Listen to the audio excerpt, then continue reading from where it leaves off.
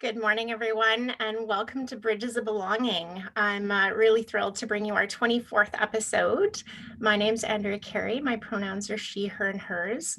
And I want to begin today by acknowledging the traditional territories that I'm so fortunate to be a guest on, those of the Coast Salish people here in Victoria, home to the Esquimalt, Songhees, and Wasanic nations. And I also want to really acknowledge the Ktunaxa territories where I grew up in Kimberley, BC. And we're doing a little nod to Kimberley today because our two guests have strong connections to Kimberley as well as myself. So really love the Ktunaxa territory and feel so grateful to get to go there to play and to work and to hang out with family whenever we get those opportunities. A little less so during our COVID times, though. So Bridges of Belonging, we're on our 24th episode, as I said, and this is an opportunity to really explore people's journeys of belonging and of not belonging. And so we're going to have that conversation today with Bruce Kirkby and Josh Dueck, two people that I just think are such incredible humans. And so it'll be really amazing to hear their stories. We also begin our Bridges of Belonging by sharing a reading each time. And so it seems fitting to share Bruce's new book, Blue Sky Kingdom. And I've been working my way through this beautiful book and just really loving the way he spreads the messages that he's bringing to the table. So I'm going to read you a little section from towards the end of the book that talks about his family's journey and their time in the Himalayas. So here's the reading. While Zanskar changed us in small but enduring ways, it too is changing, now caught in an accelerating vortex of decay. Tragically, much of what we saw is already gone. The yellow digger crossed the Shangri-La not long after we departed. Cars, motorbikes, and trucks followed the next year. The Chadar will be breached soon. Massive highways and tunnels are planned. What will be left a decade from now, or a century? In much the same manner that an overburdened society unconsciously tries to bend those on the spectrum, or anyone else who stands out towards its mold, so too does it try to bend remote and ancient cultures, as it has for centuries.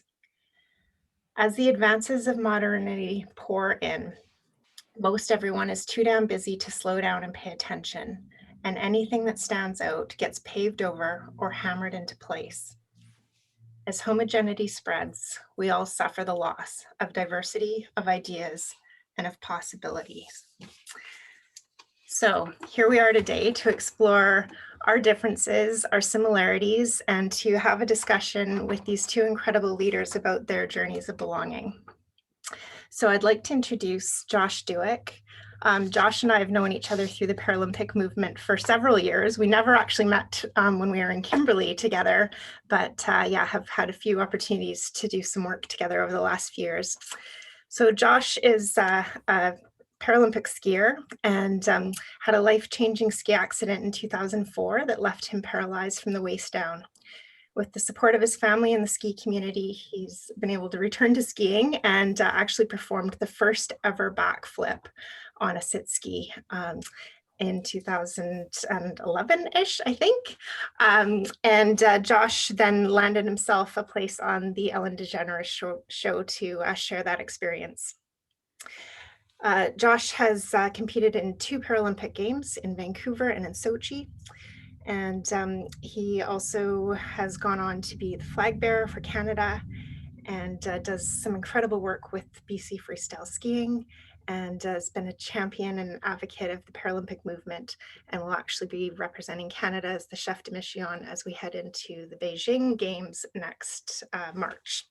Almost a year from now, just over a year from now, just under a year from now, actually, right? And then our second guest today is Bruce Kirkby, and Bruce is an acclaimed adventurer, writer, and photographer. He's his journeys have spanned over 80 countries and 30 years, and he's across amazing territories and seen some really incredible. If you have a chance to read his books, I would highly recommend them. I'm sure he'll share those with us, and we'll send out the links to them later today. He's a columnist for the Globe and Mail and author of 3 books, as I said, one of which I just read from. And we're looking forward to hearing more adventures about Bruce and from Bruce, and hearing how you landed in Kimberley as well. So I'm going to stop sharing the screen. I'm going to invite Bruce to kick us off. Tell us a little bit more about you. Well, you did a pretty great job, and it's amazing because the 3 of us are all tied together through Kimberley. You left Kimberley just almost a decade before I came. And Josh and I have certainly connected many times here. So, in a nutshell, everything, my background's adventure. I actually grew up in suburban Toronto and went to school for engineering physics, and then realized that the only things I could do with engineering physics were academia and research, and that didn't fit too well with my personality. So I started raft guiding and really fell in love with the wilderness. I spent 23 summers in the Yukon, and then I'd spend the in between seasons in the Caribbean or in the Alps. And slowly I began communicating that love of wild places through photography and writing and other projects that I was involved with. And really a large part of my focus, I certainly am driven by the idea that life is fleeting and precious. Like, we have this ephemeral gift, we're alive. And I'm also aware that as Canadians, we have inherited a vast gem in the terms of the wild ecosystems we have in this country, and that comes with some form of responsibility. So a lot of the work I do is really trying to help connect an increasingly isolated society that's living behind concrete and closed doors and in urban centers to that wilderness, which we have a natural, I think all of us as humans, natural love and affinity for, if we can allow that to kindle. And in a very odd way. Now, I have to say, I feel really awkward being on a show about inclusion when I'm like a white middle-aged male, and I'm like, well, really, I should just be quiet and stand out of the way. But there's a lot of things that coming on the show has made me think about, but certainly the inclusion that I've tried to advocate without even thinking about it is that there's space at the campfire for everyone when we're talking about the outdoors. That I've tried to move away from the elitism of sponsored athletics, and that idea that, okay, we see really high-end skiers and climbers and other folks doing stuff, and we think, well, we can't do that. So I've been the doofus doing those things and saying we all can, and come on, and you're welcome to be here with us. And so that's really been a push of what I've been doing. So I'll leave her there. Thanks. And yeah, I mean, I certainly appreciate the comment that you may not be diverse in some ways as others, but you are diverse in other ways. And so I think part of the beauty of Bridges of Belonging has been our opportunity to explore what each other's stories are, and to appreciate both our differences but also our similarities, and to really recognize and celebrate how we can come together around those. So coming around the campfire is a great analogy. Thank you for that. Josh, over to you to tell us a little bit more about your journey. Right. Thank you, Andrea. Bruce, home run right there. Your humility, your passion, your drive is, as always, awe-inspiring. My notes for tell us a bit who you are was just a guy who likes to work hard and have fun, but I feel like that's going to pale in comparison to the depth that you just took us there, Bruce. I for sure just want to, I suppose, start by acknowledging all the great efforts that you've put into this this platform and this place for us to belong right now, Andrea. I've enjoyed a handful, not all 23 preceding this one, but a handful of the ones that you've put out there, and it's moved me in ways unexpected. And then to see that we're lining up with Bruce and making that connection back to Kimberley brings a great deal of joy into my heart. So what you've explained for my intro is really hard to top, right? You've covered most of the key points, at least of my sport career. I think by now everybody knows that I grew up in a good place to be, better known as Kimberley. And like Bruce, I feel very, very privileged to have had the opportunity to grow up in Canada, to grow up in a small rural mountain town, chock full of so many like-minded individuals that are drawn into nature's amphitheater. I guess the only real missing piece into the intro or bio is the role that I have now as an administrator in the sport world. And it's a far cry from what I thought I would ever do. I never thought I'd be pushing pencils and behind a desk and doing spreadsheets for a living, but we're talking about inclusion. And for me, sport has always been a place that's held me and allowed me to belong. And there's been so many people before that held that space for me to be able to do all the things that I have. And those things are the accolades that you've recognized. That's awesome. Those are the outcome, but it's really the personal growth and development and self-discovery that's been facilitated through these experiences, environments that have allowed me to grow through a lot of really difficult times in life.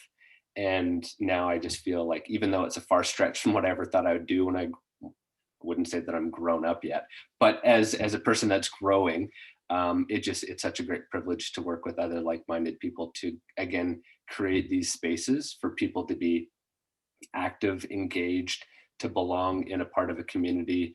And of course, my bias is sport and specifically outdoors. And sport really is the tool just to bring us outdoors. The teacher is nature, and that's a place where I certainly feel a strong sense of belonging is, again, like-minded people in really great outdoor environments. Thank you both for those beautiful introductions. And I reflect, Josh, sort of on, yeah, like the gift that it was to live in a mountain town. And Bruce is living that now. I live in a more of a urban setting these days, but Josh, there's also the other side of Kimberley, the side of where, sometimes there was strife and people didn't feel like they belonged. And so I just want to kind of reflect on your journey overall in terms of times that you actually haven't felt like you belonged and what that's looked like and felt like for you. Oh, well, every story has its paradox, or it's the opposite, I suppose. And yeah, for me growing up in Kimberley, it wasn't actually all that glamorous and glorious. I couldn't wait to get out of the small town for a variety of reasons, but some of them were really pinned in. I grew up marginalized on the outskirts of town, and I didn't have any friends growing up, and all I did was crave a sense of belonging. And if you asked me in my 20s and maybe even in my 30s, I would have reflected upon the notion of I got bullied pretty hard. Like, I literally got the shit kicked out of me on a regular basis. And the only hall pass that I got at school is if I picked on somebody else, and everybody huddled around this mob mentality. It was not great. And when I say marginalized, I grew up in Canadian poverty. So I grew up on welfare, and I couldn't afford the classic activities that we enjoy in Kimberley and in so many small towns across Canada, which are hockey and skiing. And so those were out of reach. And so I didn't belong to any of these clubs or groups or communities, and was wearing leftover clothes from the thrift store. And that made me a pretty easy target. So not easy growing up whatsoever, albeit in a beautiful environment. It was tough, small, dying mining town at that point in time in the 80s and 90s. So it was a stressful time for a lot of people, and it came out in weird ways. If you ask me now that I'm a parent, I'm like, well, yeah, indeed, I probably was picked on a little bit, but I think I just have so much energy, and I just didn't know how to place that as well. It probably made me difficult to be around as much as, again, I was a target on a lot of, getting picked on, which sucked.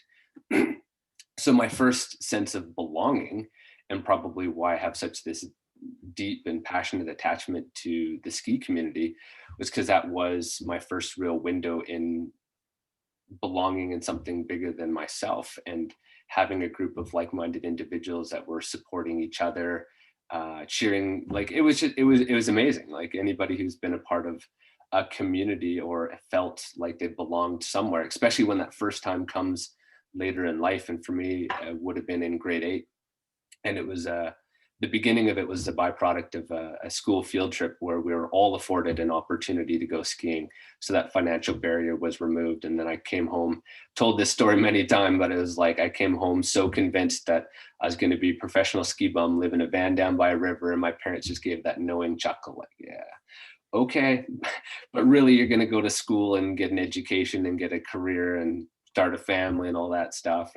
But then they could see what a difference that community was making for me.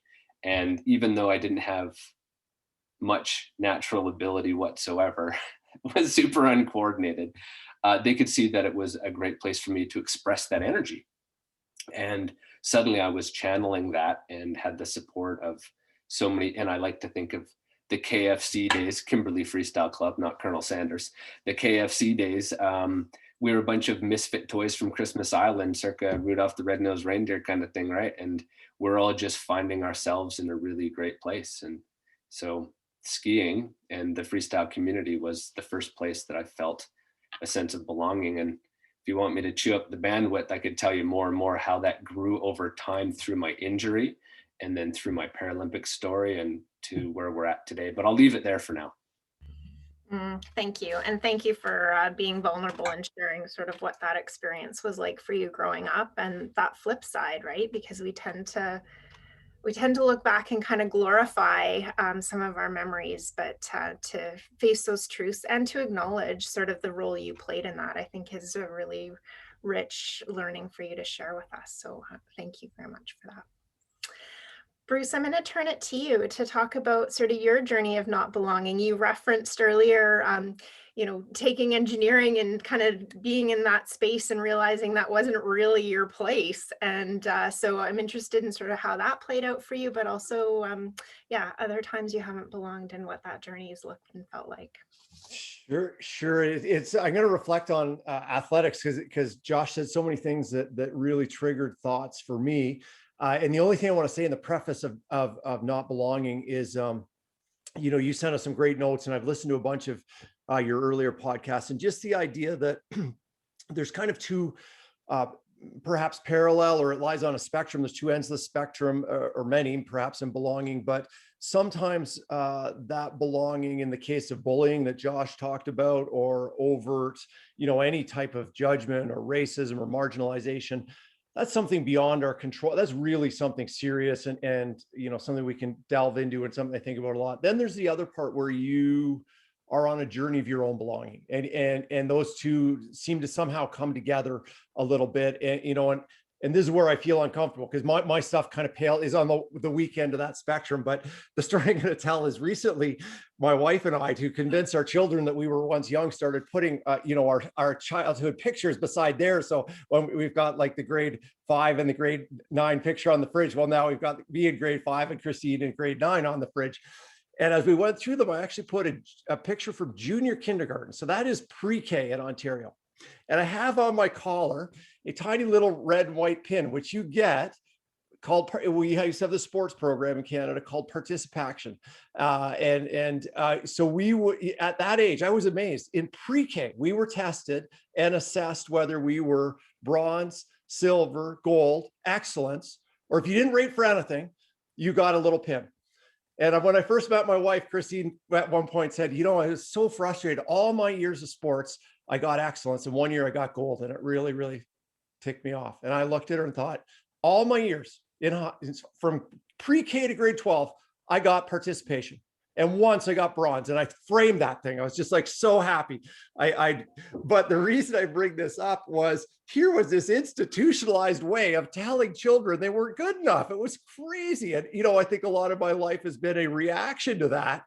And so now I have a son on the spectrum who, one of his struggles is just body awareness in general. He was trying to do cartwheels, and he's got friends his age who are doing double backflips off booters on the side of the main. Bodie really struggles to do a cartwheel, a front roll.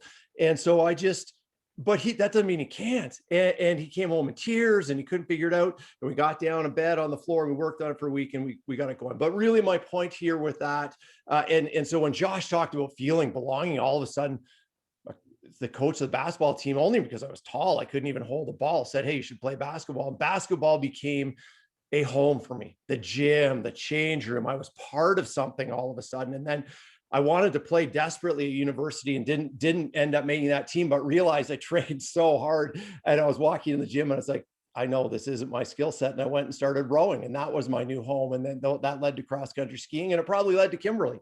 And so that sense of a place around the campfire and an understanding that we all have these talents and they come out in different ways. And I was really hard on myself. I was probably, bullied about it. I always say to the boys, like when we threw hockey sticks on the ground or picked people for teams, I was the last person, believe me. And how am I like a full-time kind of outdoor athlete now? It's crazy. So anyways, that was an institutionalized sense. It wasn't not belonging, but it certainly took me some time to overcome that. Yeah, and such a great example. And Lynn's posted in the chat box about how we've sort of learned from that. You never got the pin, Lynn. Oh, darn. At all. So there's even a lower level. You didn't know that, did you? I wore that pin with shame or pride. I don't know. It's in my school picture. That's awesome.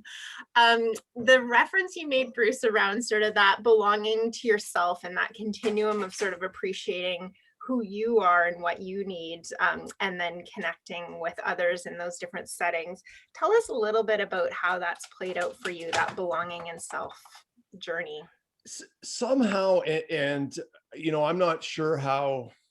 I remember speaking in front of my class as a child, being nervous, and I was a very shy child. And now I seem the opposite. I get on stage for a living, and I will say my wife's an introvert and I'm a bit of an extrovert. And I'm like, if there's 1,000 people in the audience, I'm happy. If there's 5,000, I'm happier.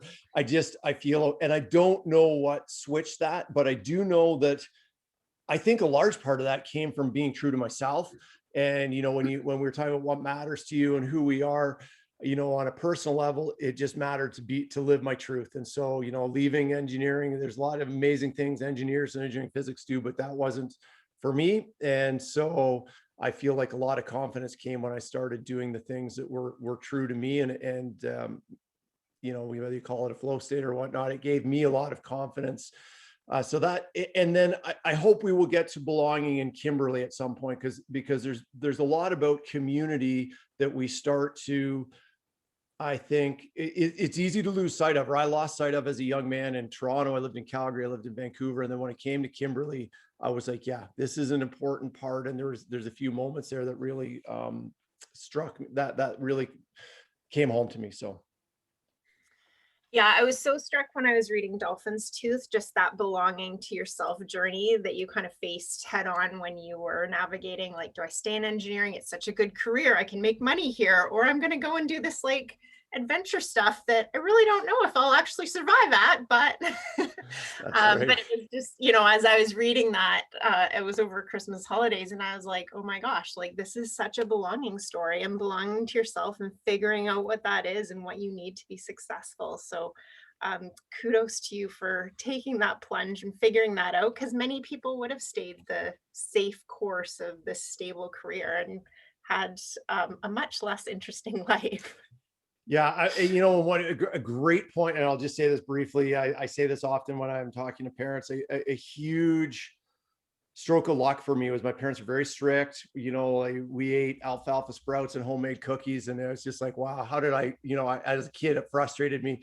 But as soon as I said, hey, I'm quitting my engineering job and I'm going to just drive the rusty pickup north and west and figure out what happens, they never once questioned that. And that took 10 years until I really established a career. And I was in my 20s, and my friends' parents were stressed out. They were trying to get me jobs and tell me how I was wasting my life. But my parents gave me that freedom, and that's a gift I've always really appreciated. Wow, that's beautiful acknowledgement. And sorry, I'm going to flip to Josh now, because Josh, I'm interested in your journey around belonging and self and what that's looked and felt like for you at different phases and stages in your life. Can you share a little bit of that for you? Sure. I really just want to touch on Bruce's acknowledgement and compliment my parents as well for going well outside of their comfort zone and what they knew to create that space and allow for me just to venture out and do. Again, they're like, go to school, get a job, do all the traditional things, do better than we did. And yet they saw this super uncoordinated kid that wasn't able to make a top to bottom run in mogul skiing when I was aspiring for that pathway in life, but they still just saw that it was such a great opportunity for me to express myself, and then continued to do that even through some pretty notable setbacks, like in 2004 when I broke my back. And it was that's obviously a heavy moment, not just for myself, but for all those that were so close in my life. So primarily my mom and dad, but also the ski community at large. And it's hard to think about like what it would be like to be a parent and to see such a significant setback, and just all the unknowns and uncertainties. And mom and dad continued to hold that space. And even though I'm sure it terrified them to no end to see me ride the sit ski the way I did, they never once imposed or interjected their own fears or concerns on me. They just were happy to see that in those moments I was thriving. And again, back to that sense of belonging. And that belonging, I believe, was really evolved from just being able to express that inner voice. And we talked about when I grew up as a youngster, I often felt like that voice was being quelled or stomped out. And that's so frustrating when you're not being seen or heard, or you're being intolerated because you're perceived to be different for whatever it was. And again, I recognize I'm just another kid from a small mountain town, so it wasn't in a global measure that bad, but it is all relative. And for me at that time, it was really frustrating not to be seen or heard, or tolerated for who I was as a child. But I don't want to say that's the nature of being a child, but it is often the cases that we reflect upon all over the place. And so my folks continued to let me find my voice so that I could, if you will, sing a song. And that song was movement and through the mountains, no matter if it was on two skis or a sit ski. And I just so cherish them for the role that they played in my life to allow for that, even though like I can't imagine the sacrifice it was on their part, because I'm sure they would have loved to have been like, stop, please, like, haven't you done enough? But they just kept championing me throughout the entire journey. And finally I was able to really find that voice. And when you're able to express your truth, and sometimes that's through word, and sometimes that's through action. And when you're able to do that, it's profound the impact that you can have on your own personal development and to those around you. And when you speak your truth, and it's such a beautiful thing when we're in the company of, and right now we're in the company of 3 truth seekers and speakers. When you're in that company, it affords you the opportunity to do the same. And so that sense of belonging in the ski community allowed that essence of who I am to rise. And then that brought that out in people around me. And then it's this really neat snowball effect. And it's opened up so many different opportunities in that self-discovery. And so a lot of what I've just said is external, whether it's through word or through action. But I think the confidence that's been developed through those experiences has afforded me the opportunity to sit in stillness and really recognize the truth that sits deep inside of me, both the trauma that you endure as a child, and many of us have. Few of us are abstained from that, because that's unfortunately, I don't want to say it's a rite of passage, but it happens so frequently. And I know that culturally and globally, we're making an effort in this conversation as a part of that, to see that be something of the past and no more for our children and our children's children. But the trauma of youth, the trauma of my injury, the trauma of heartbreak, the trauma of losing my mom and dad, my sister, and the list goes on. But like all these traumas I wouldn't say are, I don't want to say manageable. I don't know what the right word is there, but having had these opportunities afforded to me to, in these places of belonging, to discover myself a little bit better, allows me to sit in stillness and see that truth come out, so that we can manage these situations in life, whether they're internal or external, with greater strength and fortitude. So I guess another way of looking at it is understanding that we are a child of something greater than ourselves. And many people have many different beliefs. I like the First Nations, the great creator. A lot of Western religion refer to that as God, but there's something greater than who we are.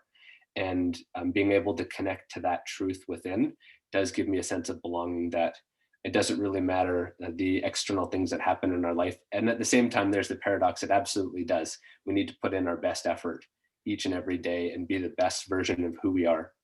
But at the same time, the ultimate reference point is something far greater than we can imagine in this physical body that we're in. So there's, I don't know, this is very abstract. Good luck keeping up with my train of thought there, but it's like, it's because this is such a fun thing to ponder. Yeah.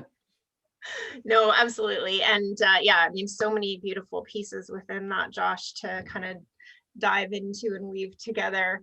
Um, I'm particularly appreciating the acknowledgement that both of you have given to parents and sort of the role they've played in your journeys and your stories and in that support that they've offered.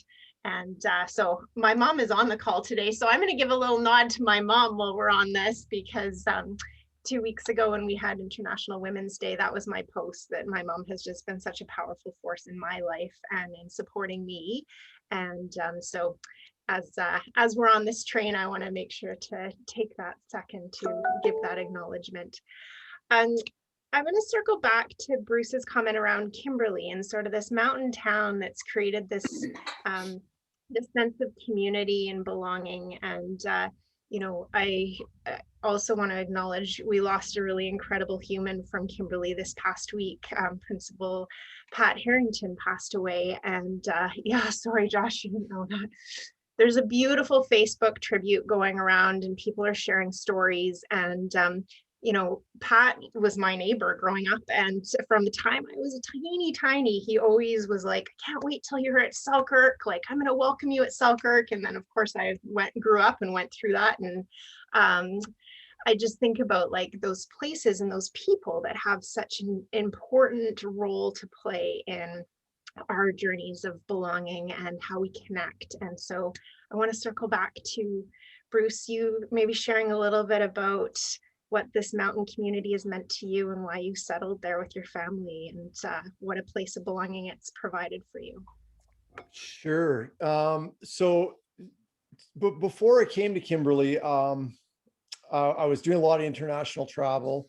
And, I think a large part of inclusion and fostering opportunities for belonging in everyone, it just comes from that basic human, that characteristic, I suppose, of empathy, that we can put ourselves in someone else's shoes, that we're interested, that we're curious, that we care. And so I would find myself in these extraordinary remote communities and would be welcomed in. I'd feel like I belonged. I was humbled by them often because of their treatment of their elders and their youth, and so many different things. And I certainly had a great sense of belonging in that travel as a global citizen, and I tried to bring that back and feel like I want to be interested in the elders around me and hear their stories and this type of thing. But there was, without realizing it, a kind of missing element. And so in the early part of the 2000s, I was in Calgary, it was getting busier. The way work had changed was that as a photographer and a writer, everything was by the internet. I didn't have to go to a lab. I didn't have to see my editor. And I don't know why. It's just like, I really want to live in the mountains. I'm spending more and more time in traffic. And I was talking to Pat Morrow, who's another son of Kimberley. And Pat's like, you should go to Kimberley. Houses are cheap. And I was, because this was a tough time for Kimberley, and the mine had just closed. And I started thinking around what I really needed, and I needed an airport to travel. I didn't want to be house poor, and I wanted a ski hill. And I think Kimberley was the only place that offered those three. And I came here after a trip up in the Yukon, saw a house in the afternoon, put an offer, and I never owned a house, owned it by the end of the next day, and moved here without knowing anyone here.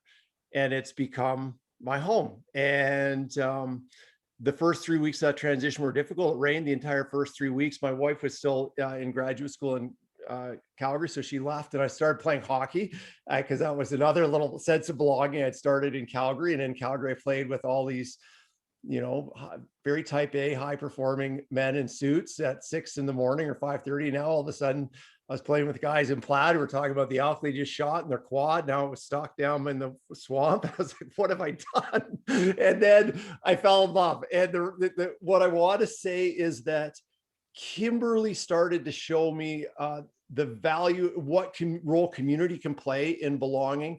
And the moment that I want to talk about in terms of when it really crystallized for me, and it's an emotional moment, but as Kimberley's going through this transition, and more people were moving here because of the ideals that I held, that we are valuing time and health and activity and over richness, physical richness and money. I realized there are all these amazing photographers in town. And we started this thing called the Dirtbag Festival. And dirtbag, if you call someone a dirtbag in Calgary, it's a term of derision. And in Kimberley, it was like the high, it was like laurels being placed on your head. Like, that's a good dirtbag, got those skis out of the dumpster and pulled the duct tape off and they're good to go. And so this was celebrating local vision, local artistry, local spoken word. And I got to acknowledge Kevin Shepard here is an amazing Kimberlonian who had kind of planted this idea. And so I've been on many, many stages, and McKim has a beautiful, if there's any stage I could be on in Canada, to be McKim. It's just the sight lines, the way the audience, you can connect with them. And we were about 3 dirtbags in. It was a very heavy night. We'd had a death in town. And there was a lot of emotion of a young boy, and young man, and we acknowledged that, who everyone loved. And Josh's film was playing that night, the Freedom Chair that Mike Douglas had shot, and really an incredible introduction for me to Josh. But I remember being on that stage.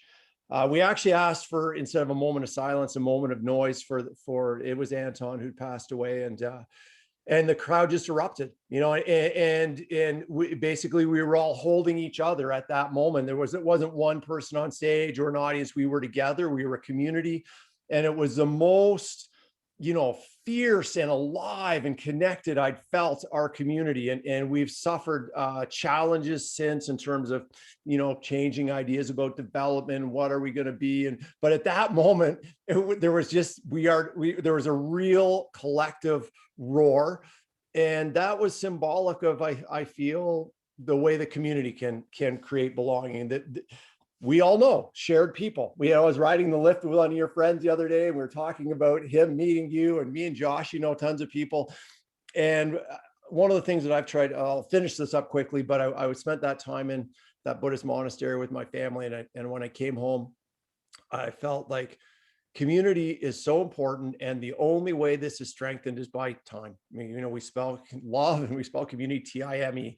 And so when I'm walking down the street in a rush, if I meet the old timer down the road who's a logger and gets his quad, I stop and talk to him. It might take 45 minutes. It might take 2 hours. It might be 5 minutes. But I'm like, if I don't, what's wrong with me? How am I missing and I try to do the same as much as I can, because that's what makes us a community. And it's so easy to rush around. I just feel terrible when I go through, modern subdivisions. Everyone lives behind a fence that they close. And I'm just like, yeah, so that's a very lucky thing in Kimberley. And that sense of community, I don't think you can take for granted. I don't think you can just assume because it's a small town, you have it. It takes effort and time and love and compassion.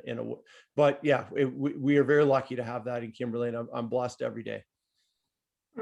That's so beautiful. Yeah, time and relationships to me are so crucial, in that time to build those relationships. And I said to both of you as we were coming on today, like, I just feel so incredibly grateful for the people that say yes to being part of these conversations, because to me it is a foundational piece of relationships, and having that time together to just have a conversation and learn about each other. And so hearing from each of you today and learning about each of you is just such a gift. So thank you each for that. Josh, what about you? You haven't lived in Kimberley for a number of years. You continue to have lots of connections there, though. So what is it? What does that journey of belonging and that connection to Kimberley look and feel like for you these days? I caught myself in I think it was an interview just a couple of days ago. And as I reread the quote, it was like, I may live elsewhere, but my heart will always belong in Kimberley, and so will my bones. And that might be related to the fact that I brought my parents and my sister back to Kimberley and placed them gently into St. Mary Lake this past fall, or summer, I suppose. Time flies when you're in a pandemic.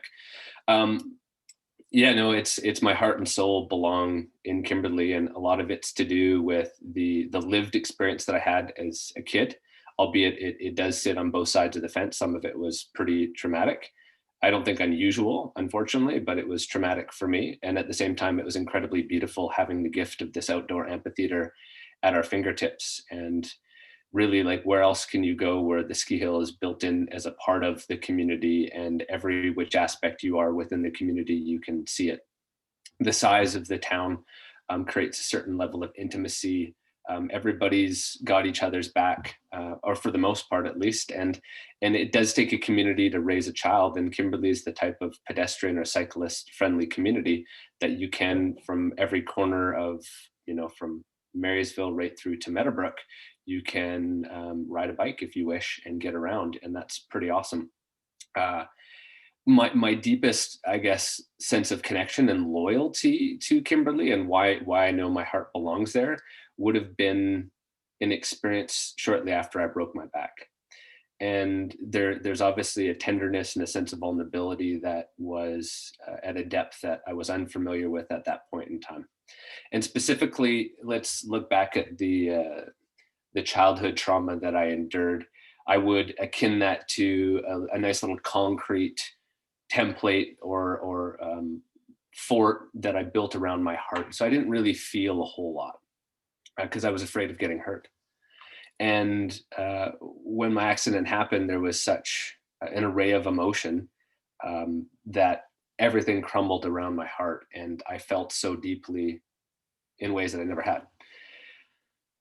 And the outpour of support, not only for myself, but for my family, when my accident happened, gave me a sense of belonging and a depth of love that I had never felt, and was absolutely pivotal in changing who I am as a human being. And it was close to a decade from when I graduated to when my injury happened. And so that's a fairly significant gap to be picked up and held by, of course, long family friends and people that you knew growing up. But it was like I was, and my whole family was being lifted in a way that it's like I'd never left. And then, of course, we flash forward almost 15, 20 years, that support hasn't changed. And like I feel the love through and through whenever there's, again, you said this is in the daily bulletin today, and I'm sure Carolyn Grant is still there, and right from Carolyn through every individual that lives in Kimberley and the collective community, everybody is like the celebration for Anton. And it's not a celebration, but you're celebrating his spirit and his life in a moment of great tragedy for the family. And people get up on their feet, they rise up and they support in times of need, and they're there to cheer when it's time to celebrate. And it's again back into the esoteric, and it's hard to explain. It's not tangible. But when I was at the games in Vancouver, there was a just deep sense of connection. And even further away, when I was in Sochi competing, I felt everybody and all of their cheers pouring through me. It was like I was this vessel and that this energy was lifting me. And anybody that knows me, I'm a skinny fat kid that is not super athletic. I'm not very coordinated. And yet somehow allowing this network of support and this community to pour through me the way it did elevated me in critical times to have these great experiences that, again, elevated the community alongside. So it's just this really cool ripple effect and life experience to have been able to share with so many great people that live in a good place. Oh, so beautiful. So many pieces.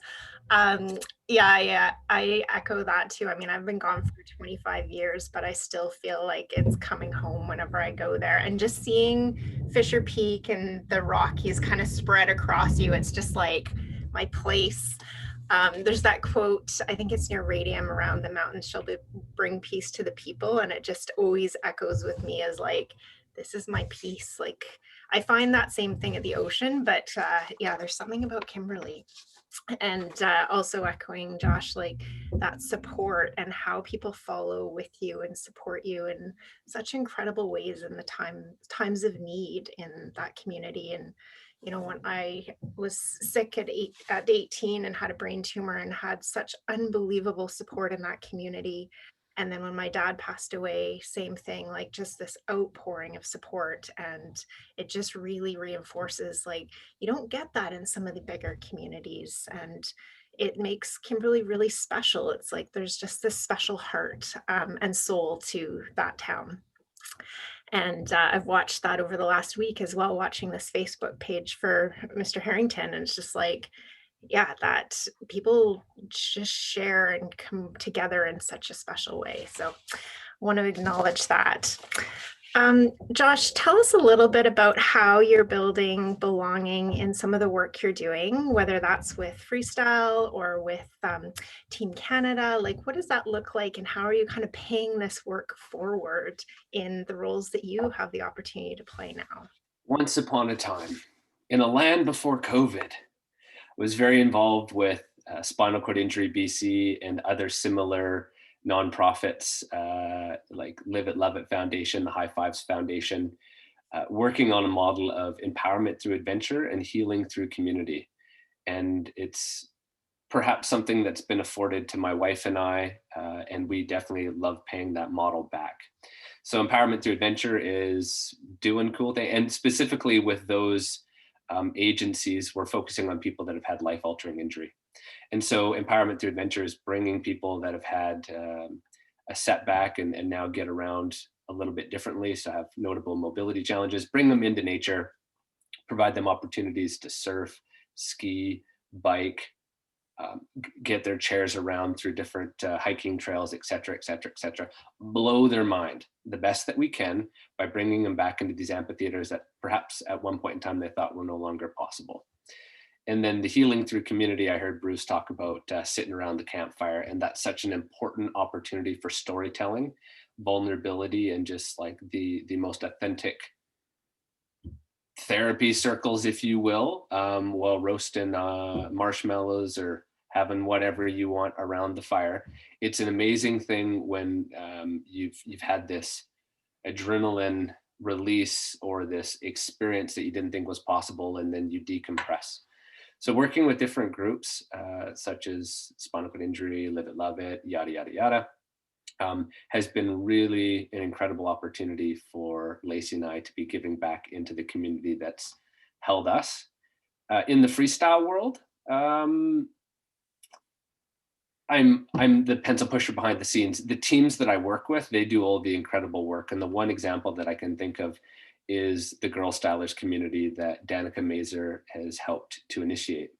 And so the Girl Stylers community is about creating educational resources, opportunities, and ultimately a safe place for young girls to be participating in this typically male-dominated environment. So from top to bottom, Danica has been working on all of the different manuals and information for how to best work with and support these young girls that are coming up to the sport, to give them every opportunity to feel that sense of belonging, to feel that sense of community, and to feel safe in their own personal development, both as human beings and as athletes. And it's been a wonderful thing to witness and to be a very small part of, right? Like, I'm on the back end helping out with the grants. Danica is empowering our province. And furthermore, it's been syndicated, and now it's a program that's being used across Canada. So huge shout out to Danica. I see Valerie Linton is on the call today, and she's one of our, vice chair for Freestyle BC. So thanks for joining, Val. But she was also very, very influential in getting this program up and running to make sure that there is safe, fair, fun environments for everybody to enjoy sport. Oh, that's awesome. Thank you for sharing that. We had a comment in the chat box about the stories and just how they're some of the best ways to learn. So thank you both for being such amazing storytellers on our conversation today. Bruce, how about you? Tell us a little bit about sort of how you're paying those belonging journeys forward and what you're doing, and what that's looked and felt like for you and what you see coming out. Sure. And there's one other, this great conversation has sparked an idea that I want to touch on. I don't want to miss very briefly in terms of, because this will lead into it, but a lot of what I do right now is actually to do with paddleboarding or outdoor athletics. And so a lot of what it sounds crazy, but the sponsors that I work with them because they're good environmental stewards and they're good people. And, a lot of my work has been around my awareness through traveling to wild places that we have an increasing effect on them. And how can we, as a society, as a community, as a world, minimize our impact and protect some of these places. That's been a lot of the work I've done through my writing, and I continue to do that. And, one group that I've been with, they've just gone through massive upheaval, is MEC, but I was very drawn to MEC because I felt like their kind of core goal, however they said it in their mission statement, was to get more Canadians outside more often. And I wanted to facilitate that. That's what I wanted to, I went and hiked across the Rouge Park in Toronto and kind of backpacked across to get people thinking, hey, you don't need to be in the Yukon or in BC. There's great stuff we can all do, and that it's interesting. The thing that I wanted to touch on, though, and it was when Joshie was talking about people reaching out and supporting him. And I know that when we look at that cross section of community that did that, we would find a very broad spectrum of people. And so these little towns can have a little polarization. We can have resource extraction industries finding themselves battling, the hippies or environmentalists or whatever.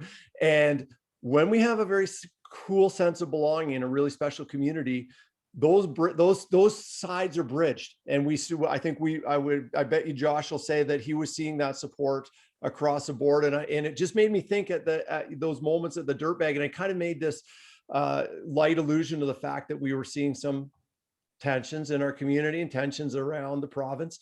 But I guess really what I wanted to bring that back to was a community special when we're different and we can still support each other. And that was what was amazing with Kimberley. Like, I definitely placed myself on the environmental end of that spectrum with my work. I was on the board of WildSite, which is a local NGO, but I went out of my way to sit down with anyone, people who are logging, sport fishermen, hunters. My second story I did for the Globe was on hunting, and I learned a ton. I went out with, a fellow from town, and he took me out goat hunting. And so in terms of that was the last point I wanted to make, is the strength grows in the community when we're different, but we don't allow ourselves to slip down that polarization that we see happening south of the border and in our politics and in our media.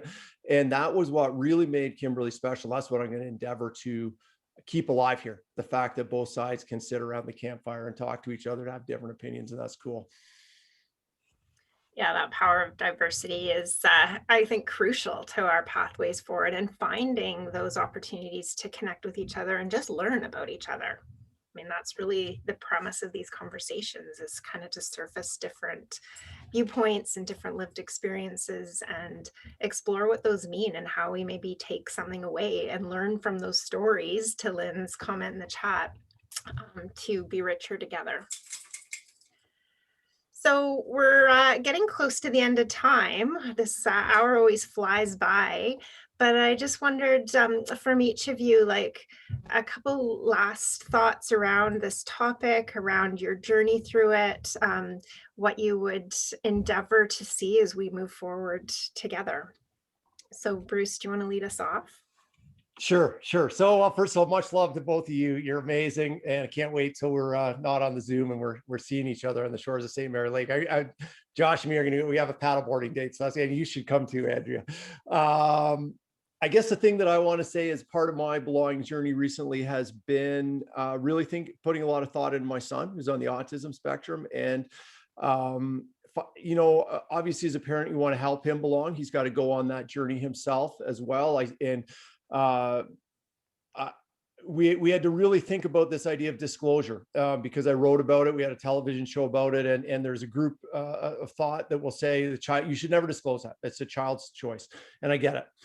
But at the other hand, I really felt, okay, we're going to tell my son that until the age of 18, this central plank to how you interpret the world and interact with your environment, we're going to keep that a secret. I mean, we keep things secret that we're ashamed of, and he's got nothing to be ashamed of. He needs this community, of course, to support him. And we took a risk in sharing that. But really, I think the point that I wanted to make and end on was that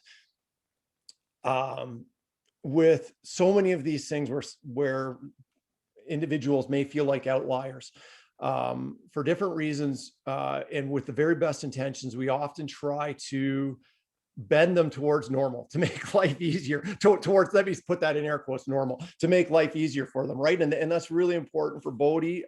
We get all types of funding from Autism BC to provide support, and training, but it's so crucial also to meet him where he is sometimes, to just say, this is good, and I'm going to come to where you are. I'm not going to bring you to where I am and tell you what people expect you to say and how you're.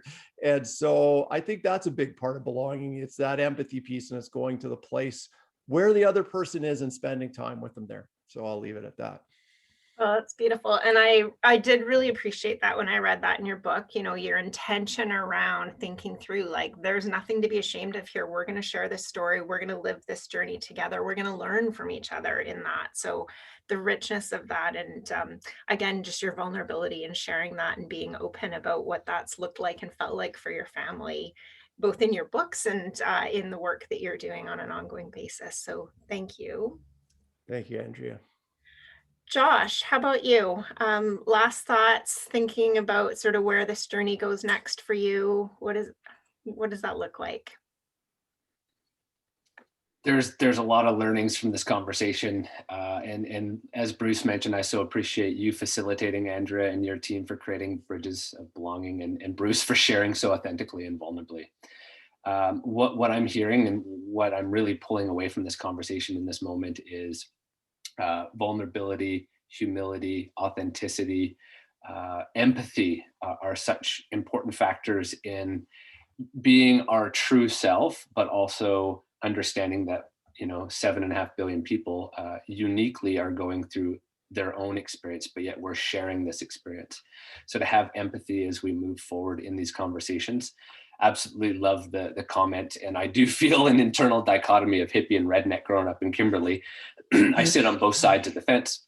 My dad would say, as a logger by trade, he would have said, you know, that the greatest environmentalists are your loggers and people that work in industry, because their hands are on the environment every single day, and they understand the effect of nature, weather, and human touch to the environment.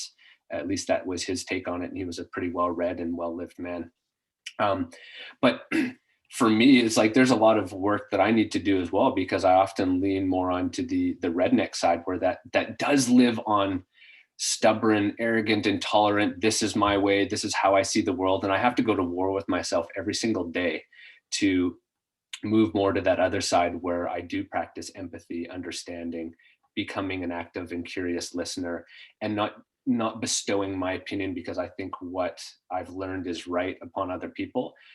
And it's tough when you're hired to be a motivational speaker and people value your thoughts so much. I'm like, temperate dude, you've got so much to learn. So humility, understanding, and empathy are big things that I'm reminded of through this conversation that I need to continue working on each and every day, so that I can show up for my family and for my community and for these places that have created a sense of belonging for me and with me, and will continue to guide me through this crazy little experience we call life.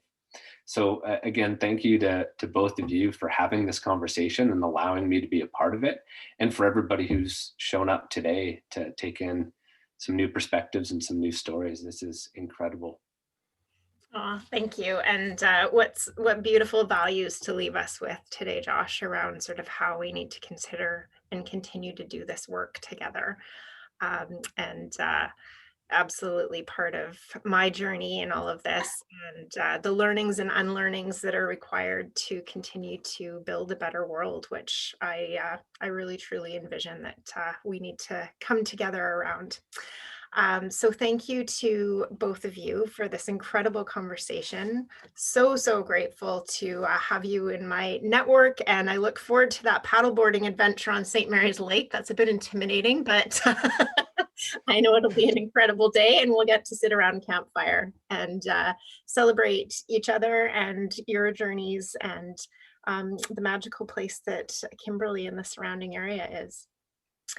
I also just want to acknowledge we're doing a donation in gratitude to both of you for being here to the Kimberley Youth Action Network. And Lori Jo's on the call today. She's leading that incredible work in Kimberley. So looking forward to hearing more about how that's all going. And yeah, just thanks to the attendees who came today. And we just want to acknowledge our next session is coming up on April 6th. And that session will feature Harrison Brown and Chris Mosier, who are both incredible trans men who are making their mark in terms of creating more inclusion for LGBTQ and trans community members. So looking forward to sharing that conversation, and you can register on inclusionincorporated.com. Thank you so much, everyone. Have an amazing day. Stay safe and well, and continue your belonging journeys.